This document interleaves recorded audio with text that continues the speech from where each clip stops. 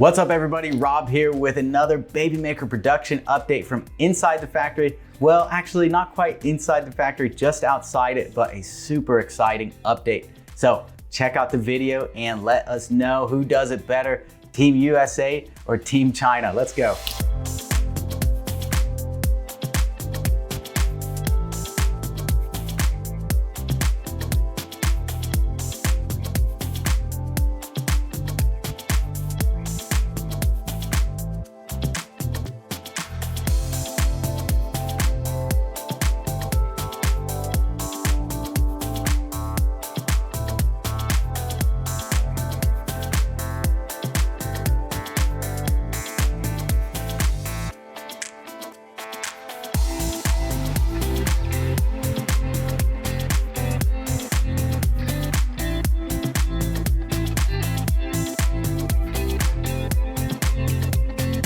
All right, everybody, that's it for today's production update. Looks pretty similar to what we do here in the US, unloading those containers. Let me know in the comments below who does it better, Team USA or Team China here. Again, if you liked the video, please take a second, hit that subscribe button, like, comment. We'll keep you posted to the whereabouts of these baby makers, and we'll see you in the next one.